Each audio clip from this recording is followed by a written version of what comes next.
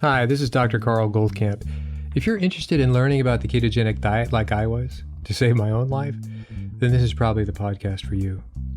8 years ago, I knew nothing about it. 6 years ago, it saved my life. 3 years ago, I started researching and talking with some of the authorities in the field and attending medical conferences about this to understand why and how keto so dramatically changed my and my wife's Judy's lives. The purpose of this podcast is to share our journey of discoveries with you in understanding how keto is so effective in improving so many different conditions, from obesity, epilepsy, diabetes, infertility, MS, Alzheimer's, heart disease, to name a few. So take a step away from all the hype you've probably heard and roll up your sleeves with me and join me weekly to explore this living miracle that anyone can access. We'll talk science, we'll talk food.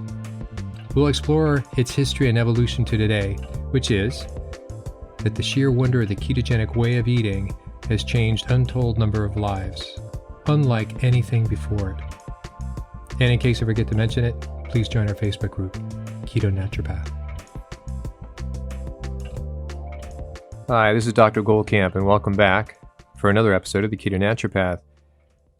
Today I'm going to do something entirely different. I'm going to do a little retrospective on my life and Judy's life relative to how keto changed that. So how I propose to do this is to, in essence, retell our calamity of 7 years ago, about 7 years ago, 8 years ago, really, and superimpose or inject lessons that I've subsequently learned, medical lessons, you might say, lifestyle lessons that both in terms of what the cause was, the etiology of this whole situation, and we had different causes, different etiologies, and then the degree I thought things were very helpful in resolving them. And I think we're 100% now. So in my view, if nobody else's, I think it's remarkable. I think probably of my siblings, I think it's remarkable as well.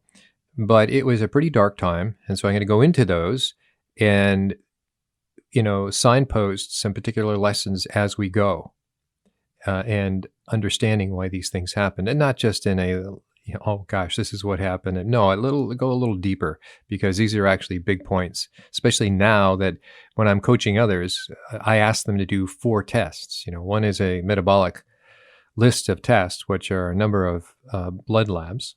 Then they go off to another lab to get their lymphocytes looked at for micronutrient levels. Then they do a timed sequence timed urine hormone panel, and then they look at their genome. So this is the lens that I look at people now, and I think that's not perfect. I don't think there is perfect out there, but it catches things that I wouldn't have caught otherwise had I just used our standard lab work or your standard lab work when you go to see your doctor. It's just a little bit too reduced.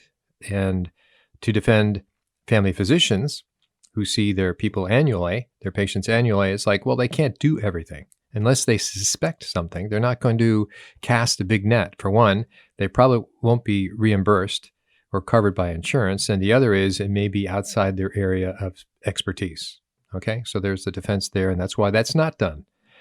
However, given people like myself, both being a naturopathic doctor who tend to look under rocks where other people don't look to, meaning labs and so on, and ask questions that others don't, we do cast a bigger net initially. And sometimes that's hard to justify when somebody just comes in through the door as your patient. Hey, we're going to do all these tests. No. So now in working with, happens to be men, and then it's going to be women, and then it's going to be autoimmune categories, is that this bigger net is well justified, and it shows us things that we would not have seen otherwise if we just did the standard test. Okay, so we're going to begin from there, and I'm going back before all of this, before keto, well before keto, even before keto was known. Okay, so back in my past was obviously a naturopathic doctor, graduated in the late 90s from Bastyr. Speaker of the class, if you want to know what that is, that's kind of neat. Everybody else votes on who they think is going to be kind of the sort of the best doctor, blah, blah, blah. You sort of obviously have to be academically good. So I was given that privilege, and you don't ask for it. It's just given to you. And then you have to do the class speech in front of 1,000+ people for the college and the university. So that was all fun. After that, I went to work for a small naturopathic group in Mystic, Connecticut, which we lived for a fairly long time. And then I started my own practice over in Old Lyme, Connecticut for a while. So in doing all those things, it might sound good from the outside, but when you graduate from school, med school, a huge student loan. So that sits on your shoulders forever. I'm not going into the politics of student loans. I have an opinion on that, but that's not here or there. I'm just saying that, yeah, you work for somebody else, but you have a lot to pay back.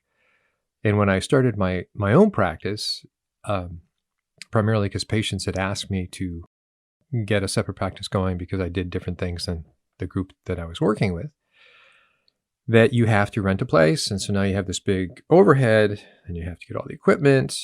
And we did do that for a couple of years. And, we did a build out of 1,500 square feet. When you think about it, that's the size of somebody's house, small house. And then we realized, we can scale this. So we bought a complete medical building that was coming up for sale in, I think this is 2010-ish in there. I can't remember the date we bought that. So we bought a whole building. And now, since we proved to ourselves that we can make this business work and it was viable, and now we can bring other practitioners in and extra services like massage, or we bought a building, refurb that, so now we're into $750,000 debt in terms of my student loan, but we thought we had proof of concept in terms of this business was viable and the profitability. Well, little did we know, a couple of years after getting that building and doing all this work on it and getting the practice up and running and subbing out other spaces in this building, which is what you do, and the practitioners and so on, psychiatrists and so on. It was a fun group. That 2008 came, and suddenly it just sucked the air out of, apparently, Southern Connecticut. It was hit worse than other states. So our patient load, everybody's patient load, was cut by half. People weren't even paying their copay. This is specifically August of 2008. We have that etched in our memory of being the beginning of what just happened. It was like the low tide before a tsunami. Suddenly you have this, if you don't know a tsunami's coming, you suddenly have this hellaciously low tide and you go, what's happening? Well, that was kind of with us. What's happening? What just happened? Did somebody just pull our ads, or somebody, had nothing to do with bad publicity at all? And so that stretched on, and we kept functioning for the next 3 years. And what happened is our tenants couldn't make a go of it, so they left. So now we had mostly a vacant building other than my practice. Fast forward in all this, we did have to file for bankruptcy in 2012, I believe it was. And in that 1 year, here's what happened. My wife was diagnosed with a meningioma the size of a small plum. And I say that because you have such specific and incredible digital imaging that you can literally see how big. It's actually bigger than it's a large plum. And it was under her optic nerve, right, left and right, what do they call it, optic chiasm.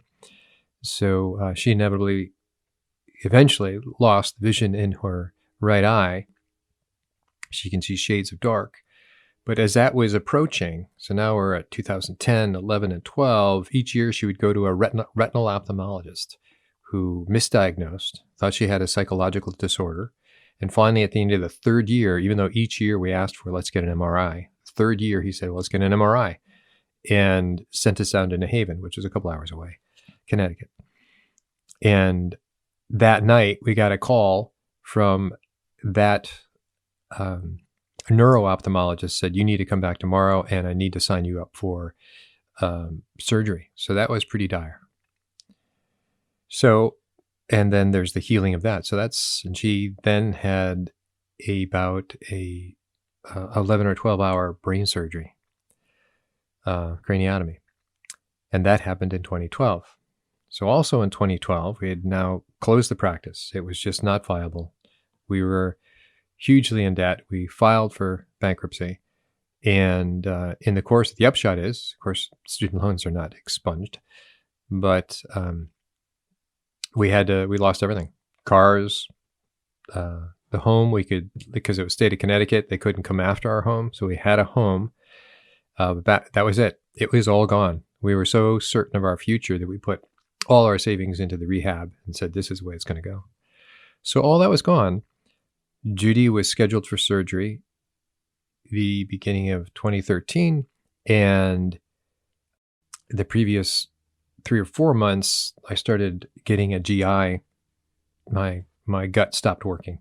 I was not even going to the bathroom. I thought, well, this is odd. Fast forward on that, after sort of fighting my way into getting a colonoscopy locally, that I was diagnosed with the most extreme case of Crohn's and ulcerated colitis they had ever seen in this regional hospital, L&M, in New London, Connecticut. So that was fall of 2012, just concurrent with the diagnosis of Judy's imaging saying, yes, she has a brain tumor. So I go, and the filing of bankruptcy. And at this time, my only brother died of multiple myeloma and had to be taken off of life support. My mother had died just 6 months before. So when all this finally came crashing down around us, it was odd to go from feeling great promise to nothing at all. So now looking back, how do we look at this? So can I assess where I think Judy's brain tumor came from, or meningioma? I would say that when we bought the building, I did a lot of weekend work on that for the first year. Take off my, doctor's role and become a handyman with others for the weekend. And as much as we were choosing low VOC, volatile organic compound paint, there's a lot of, when you do that much painting, it's toxic no matter what brand you get. And a lot of the polyurethaning of services we were doing. And I think that in her, she was my front desk as well as doing an entirely different occupation. She was a database analyst for a whole other company, that she was breathing that in. So I think it was toxic exposure that led to her meningioma. There is no set etiology for meningioma, unfortunately, but some people think it's more common in women than in men. So therefore they think it's hormonally sensitive, estrogen causative, they think. So there's that. So then I get diagnosed and I get put on steroids immediately. And I develop a uncontrollable anemia, a gut bleed that brings my hematocrit down to a level of 15. So what that means is you being a normal person have about 9 cups of blood in you, right? So if you cut yourself, that red stuff coming out is serum and blood platelets, it's white and red cells and whole 9 yards. You have about 9 cups of that in you. Well, I was struggling with under 3 cups. So I was severely anemic and was forced to change, look for another doctor because I felt I was clearly going to die. Judy thought I'd be dead by December before her surgery. And we did find another doctor. I got 4 blood transfusions. So that brought me up to viability, meaning life could extend. It was interesting to see that, how when you're so anemic, your heart has to work extra. So my beats per minute were 140 beats per minute lying down on the floor with totally passive. So I couldn't walk up the stairs. It was too much for me anymore. Things like taking out the garbage were an extraordinary effort, taking an hour or so. So it was looking pretty grim, to say the least. So as time moved forward, the blood transfusion suddenly gave me a vitality back. So let's pause at this point to look back on that particular situation. So looking back, we think that she had a progressive exposure to environmental toxins from the paint and the polyurethane would be my guess. And we had poor diagnosis for those first 3 years of her. And so myself is that I had a stress-induced Crohn's and colitis. And so Crohn's and colitis are pretty similar.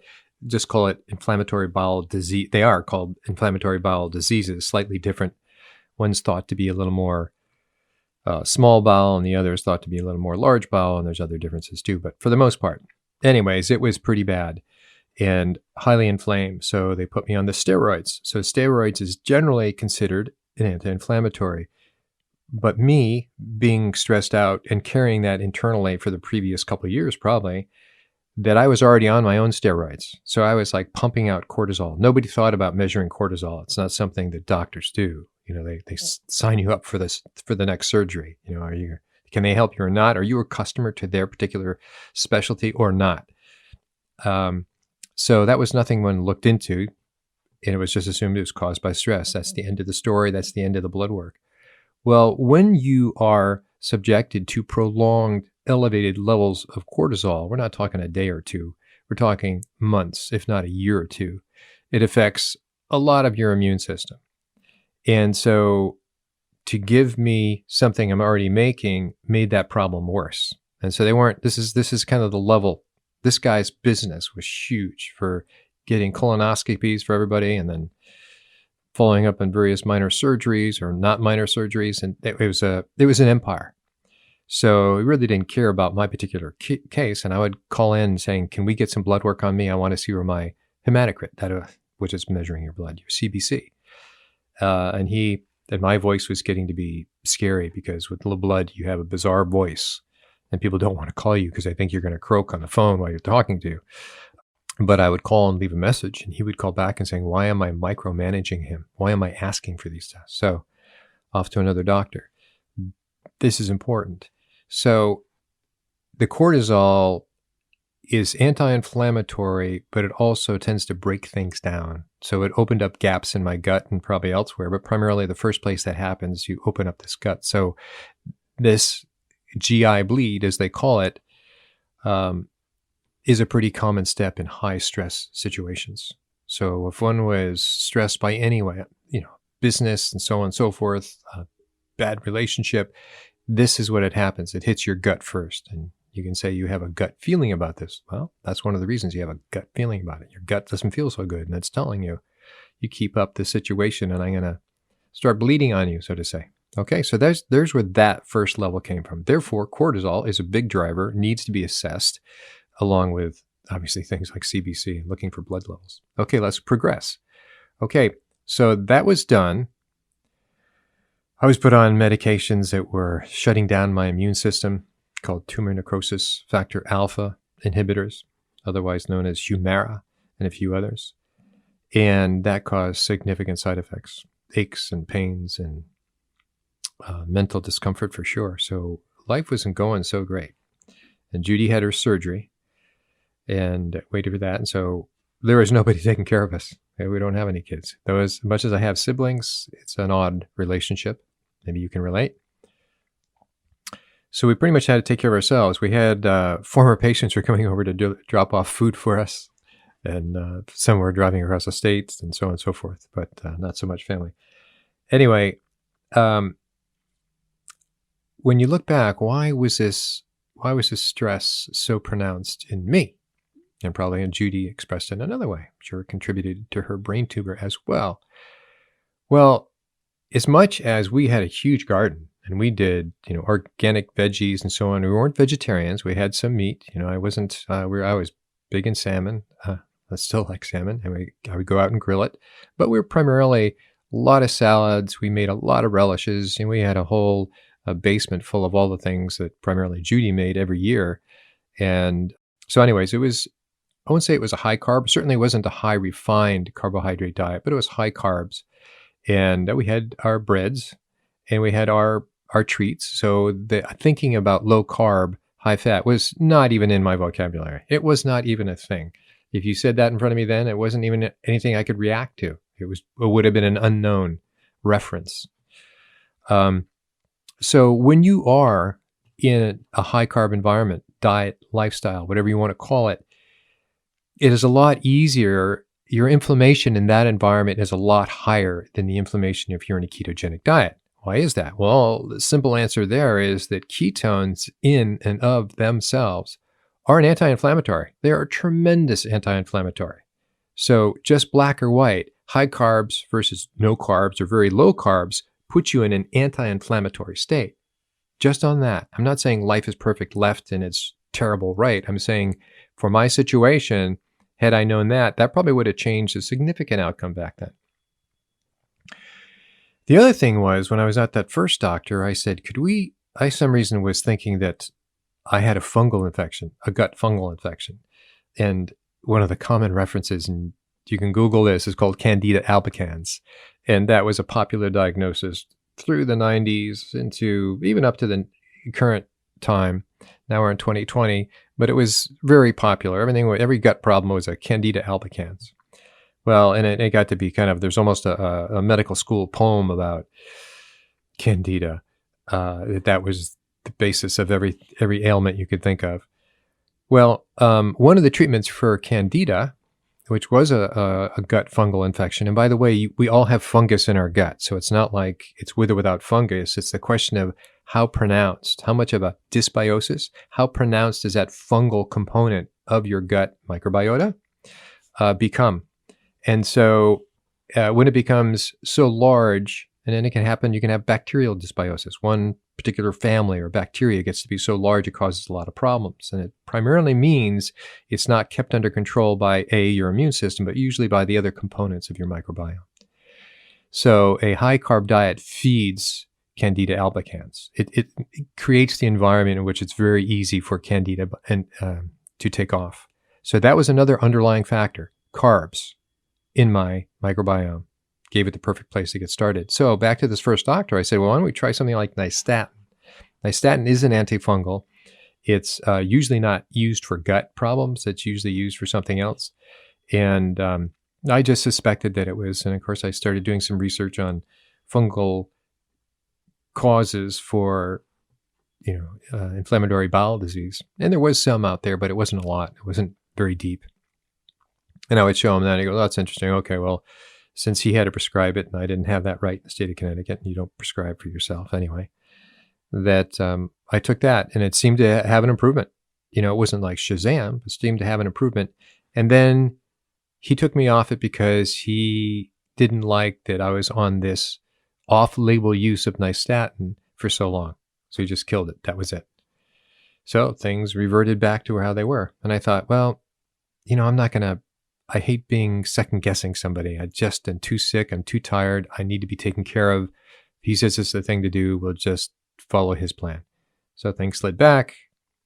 Had to find another doctor, got the blood transfusions. And now when the blood transfusions gave me some vitality again, I said, I am going to find out about this. So the first thing that I looked into was a thing called FMT, fecal microbiota transplant, or otherwise known as FT now, today. FT, fecal transplant or transplantation. So by coincidence, just at the last conference, at the last low-carb conference, at the end, you get a chance of standing up and asking questions to a complete panel of some of the speakers, and you can ask general, not specific to their topics, but anything that comes up, and it's a really an entertaining part of the talk, so you have to stay to the end. And one guy asks, what do you think about FMT? And sure enough, in the United States, the American Medical Association is dead against this. I mean, they go, you're a stupid fool to even consider it. It's highly dangerous, et cetera, et cetera. A person has killed themselves by doing it at home. Well, okay, now back to my story in 2012, going to 2013. After my blood transfusions, I was interested in this, and I knew that I didn't know much about it. I read as much as I could about it. But there happened to be a conference at the University of Chicago, International Conference of Gastroenterology. And I go, this is for me. So I flew off to Chicago, attended that 3-day conference. And meanwhile, prior to that, I got to know who the movers and shakers and the specialists were in the world. And that is, one is Dr. Thomas Brodie from Sydney, Australia. And the other is, forgotten his name, but from Belgium, doing incredible work. I mean, they have institutions built on this particular therapy and then the adjunctive therapies that come from this. And so they're all for it. And it has turned around a number of diseases, unlike the United States, which is they have shut it down and naturopaths can't even advise on this. So it's like, don't get caught doing that, so to say. So I got to get an email correspondence with Dr. Brodie and the person from Belgium that I'm sorry, I can't remember. And they're doing fascinating things. For instance, even in Belgium, they're turning around diabetes just on changing their microbiome, and they do it different ways. One is through an enema up through the rectum, and the other is what they call it through a nasal gastric tube, in which they put a tube down your nose, down your throat, to your gut, into the top of your small intestine. And obviously, if you go through the rectum, you only get to the colon, and if you do it in the NG tube, you get it to the top of the small intestine, which is a little more optimal, but it's also very problematic to do this, as you can imagine. I'll leave you the rest of the imagination to your mind. Okay, so now I learned all about this, and now I got to meet these guys. So these guys are now sort of getting to be my superheroes, because I'm now reading all their research, and I finally get to meet them, and I get to hear their presentations. And I got to know Dr. Brody, very well, and we talked about our experiences, and now I felt I was in solid ground. So the question is, where do you find a donor? And that idea has come so far. It is now a business model. So there are now business models. One's called Virome, which is people send in their stool, if you can imagine, on a regular basis, and their stool is tested for various infectional diseases and processed and so on, and so they get paid some nominal fee to be an approved donor. So now there's this bank, which they freeze these. There's a bank of viable stool samples that they then send out to hospitals, and they send out to individuals that want to pay for their particular services. So it's gone well beyond. So this is, the AMA is so much chagrined that this has taken off. Now there's more than one company doing this. One's out of Boston, and the other is probably out of Silicon Valley. So that goes on, and this hadn't gotten that far yet. So this was, all right, now you had to go find a donor, and ideally one who has not been on antibiotics, one who has not had a history of infection. So I ended up using my wife as a donor, because she, unlike me, I've had Lyme disease 4 or 5 times and a number of other things, lived overseas and so on and so forth, the history you don't want to have in terms of having a nice clean microbiome, but she was just the opposite. So long story short, 3 months of doing that, of 5 days a week. I'm not going to go into details there, but I would say that clearly pulled me into the right direction. So not only the blood transfusion, obviously, helped me, but now things were now starting to improve so much that I went off my meds, went off the reservation, so to say. Went off my meds, stopped giving myself shots, stopped taking Humira, and I forget there's another medication too. And I started feeling a lot better. I was with the second doc. I told him all about it. He thought I was foolish and it was very dangerous to go off the medications, and I was going to, get tolerance to the medications that are never going to be helpful to me. So that's how that went. So now I'm on my own. At least I had a fallback. He knew what I was doing, and he didn't approve of any of it. And so I guess one little thing I'm thinking about as I pause here is that the side effects of the medications are huge. And so I had told him at length what the details were, from backache to fatigue and just not being able to think straight and things like that. And so when I subsequently asked for my medical notes, thinking, I'll take him to the next guy if I find a next guy, that he did give me my medical notes. But what I realized is he did not incorporate any of that I told him about the side effects of the medications. That was just not in the notes. Interesting. You can't censor what a patient says. You should be charting that the whole way through. So that was kind of a black mark for him on that regard. So we moved off to Cape Cod and had a different set. And so now things are getting better for me. Judy has healed, and it's not a complete process, by the way. She's healed significantly from her brain surgery. And she had a slight disfiguration under her scalp because they take out some bone. And so, but she was feeling incredibly lucky to be alive. And we're both packing up the house, and we gave away probably 2/3 of everything we owned in the house and left and found a place to rent, luckily, on Cape Cod. We had some former patients there. That's why we went to Cape Cod and had appreciated it. We were out in New Orleans for a period of 5 years subsequently. So at this point, when I was at the FMT level exploring things, we were getting deep into making bone broth because I was thinking about how do I heal my gut on any level, from simple to complex. I'm going for it. So we learned all about making bone broth, and we made jars of bone broth and had to make it in the garage. I couldn't tolerate the smell then at the time. So we started with bone broth, and I also started thinking about what about that fungal thing? Maybe I did have a fungal infection. Maybe that's a component of it. So I looked up caprylic acid, which was something I memorized from medical school. That is what you can give people, among other things, that have Candida albicans, that have a gut fungal infection. So that caprylic acid, which doesn't come that way, comes as caprylic acid triglyceride, which happens to be the product we later made, which was, we call it C8. So it's 3 saturated fatty acids, 8 carbons long, tied together on a glycerol backbone. So that's a triglyceride. Okay, so now we had that. I was using somebody else's, whoever had made it back then, and it wasn't very popular, but I thought that made a difference. So here I am. We're healing ourselves. We're moving forward. We have a new doc. I'm now deep into asking for specific blood work, and they were very friendly, both the GI doc that I was seeing and telling him everything about how I was doing, and we're getting scoped, colonoscopy, to see things improving and improving and improving. And my blood work was looking better and better and better.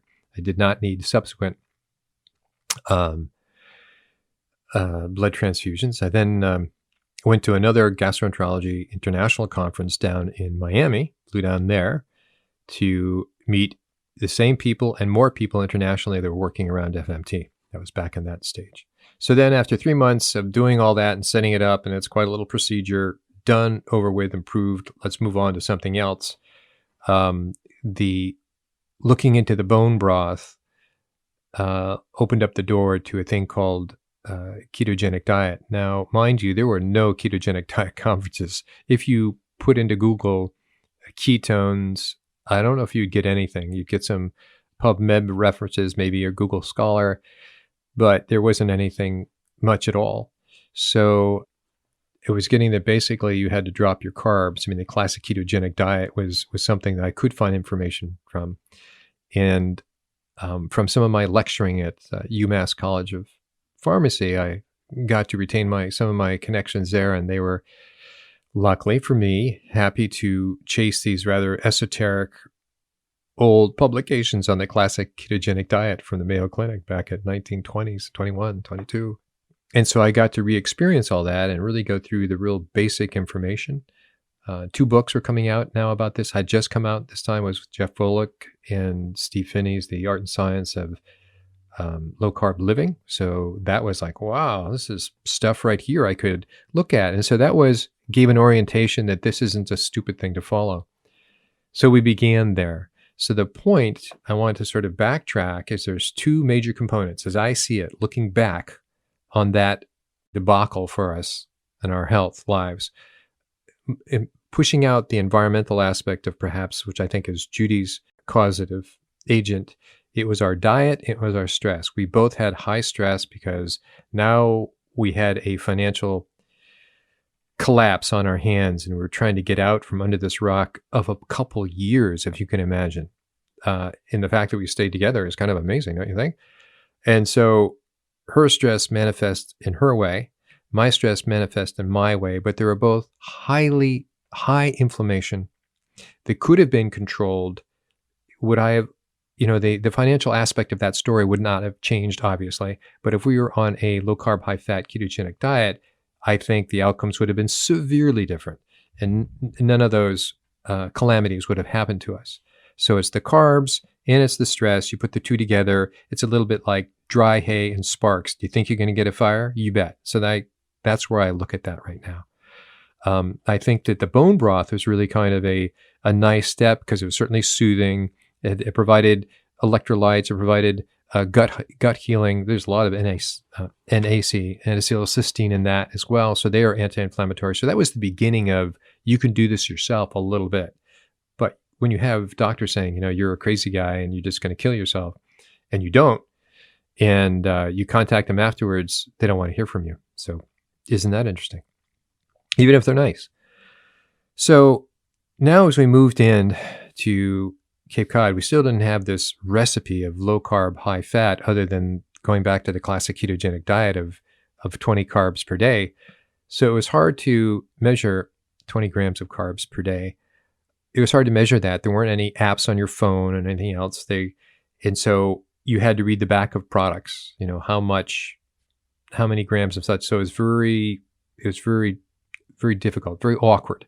Then you got into, a couple of years later, we got into some apps in which you can just throw in the food and it will calculate these things for you, which is pretty much what it is today. It's very easy to have a good sense of reality of the food that you're eating and how many carbs are in it, how many grams of carbohydrates are in the food you're eating. So that's a big deal. So coming forward from that, learning as an independent factor to drop your carbs was probably second to getting blood transfusions. I think that let us heal very dramatically. We already knew about fish oils, so we already knew about, we were on olive oil.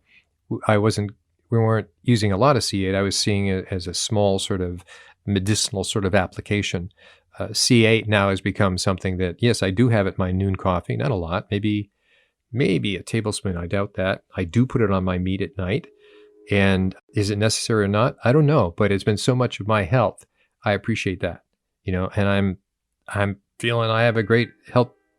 I'm feeling I have a great health right now. And so I think in part that's what that's from. So I will sort of summarize this. Once we attended the very first medical therapeutic conference down in Tampa, and that was 4 or 5 years ago. I think that was 2015, that I realized there's a lot of healing value in this that I just wasn't aware of. It wasn't anything that was taught in medical school. And I went back to look up some of my texts, and it was just a reference, there again for epilepsy and something like that. So as much as we think that naturopaths are much more educated in biochemistry and so on and so forth, I think they are, generally speaking. But I look back now and I ask the question, why was I not taught that? Why was that not included in our text? Because I think it's a primarily vegetarian, supportive lifestyle, and I think there was a strong prejudice and you had to read between the lines kind of thing, but you certainly wasn't going to get somebody coming into, well, low carb, high fat, this is what you need to do. And certainly they're not going to be talking about carnivore. So you had to take that on your own and explore. So when I started seeing, you had Dominique D'Agostino, and he was just coming out with Patrick Arnold, and they had their exogenous ketones, and the world was all about exogenous ketones, and I looked into that, experimented that, and that's appropriate for certainly some conditions like Alzheimer's, MS, so on and so forth, Parkinson's, etc., neurological issues, and others, but it's not across the board.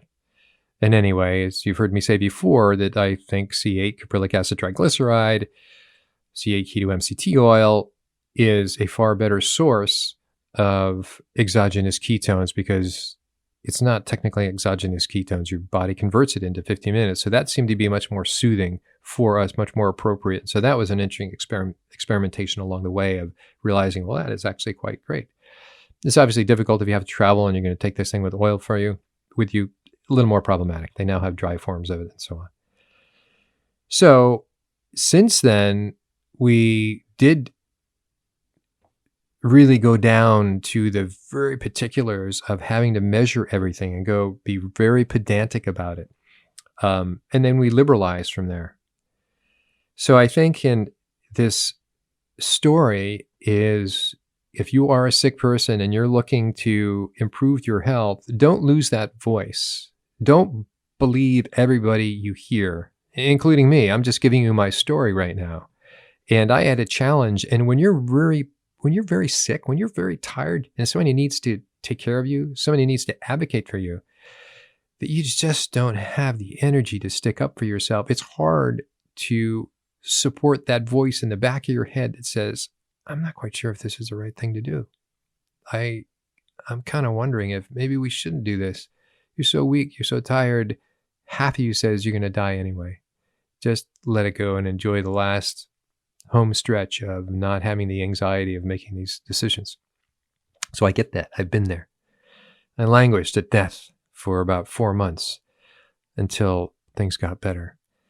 But you really need to, and we didn't have a team. The only thing I had on my side was medical background, so I wasn't gonna be intimidated by ignorant doctors' advice, but I didn't have the energy to follow through until eventually I did. So hold on to that voice. Now you have a number of people talking certainly about the ketogenic diet, low carb, high fat, ketogenic diet, ketogenic way of living, however you want to refer to it. If for so much research is being done that you should not feel isolated. And also, don't oversimplify the low carb, high fat way of living, meaning don't say, hey, oh, I've been keto and it didn't work for me. We had to go through months. We chose it upon ourselves to go through months and measure these things out. And then we got our glucometer and we got our ketometer, and all those have gotten better over the years as well. And so we started measuring for ourselves, saying, where are we? What is ketosis? How do you measure? What does it look like? Now you can get your own cheap continual glucose monitor, which is a windfall in terms of biofeedback information on you personally in live on your phone or in your meter if you got to get one like us. So I'd say don't lose that voice. There's plenty of places you can go, but don't pretend it's simple either. Don't say, hey, I dropped my carbs and increased my fats, and that is the heart of it, but measure it. I'm for measuring. In the very least, you start with your carbs of 20 or less. Yeah, some people can do 50 or less. Yes, some people can do 100 or less. Be conservative, start lower, and then when things get better, whatever that thing is in your life, it's weight or something else, then you can increase your carbs, and maybe you have a higher carb tolerance as their reference to it. But the application of this ketogenic lifestyle is huge. And it was like I creaked open a door primarily by necessity when there really wasn't even a lot of knowledge. And now I realize there is an aquarium, there's an encyclopedia, not quite an encyclopedia, but there are a lot of things that are getting very professional attention on the application of low carb, high fat, ketones, and what they're doing. And it's just amazing, so far beyond epilepsy. So the world of low carb, high fat is amazing, and it's still being told. And the reason I go over my story, hopefully without perseverating too much, was that it was a story of coming out and saying there's got to be something better here. People just don't die of this stuff. People just don't die of gut problems.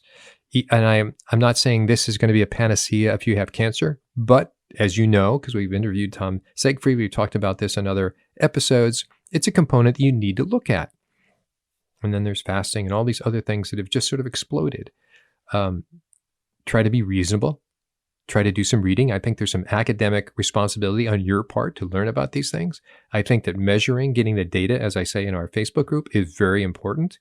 And then when you should you get into blood work, another thing that's happened over the last 5 or 6 years, you can order your own blood work. You don't have to go through your doctor.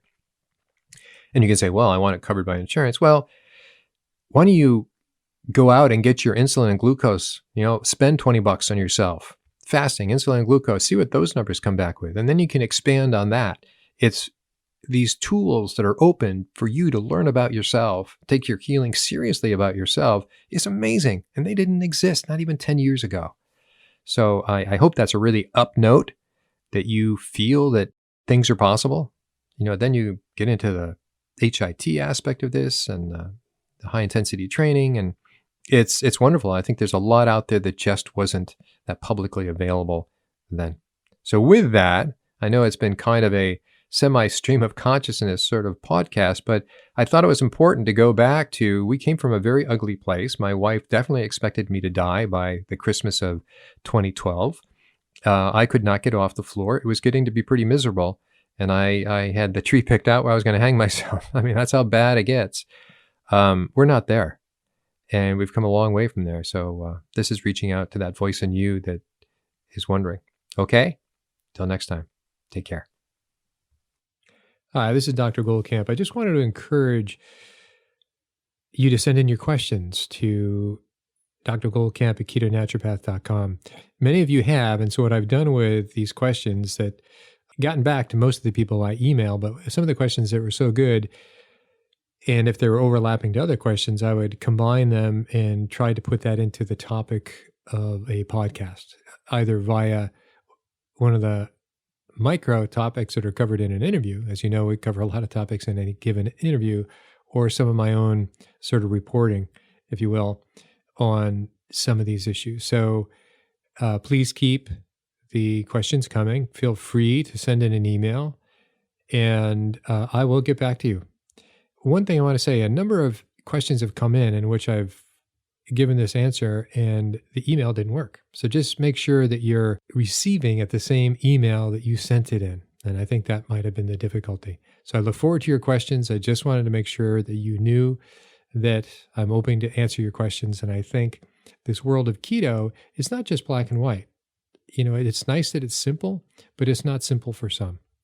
I'm really trying to, go down as any of you who have listened to all my podcasts. We started way back when, history and evolution and epilepsy and so on and so forth.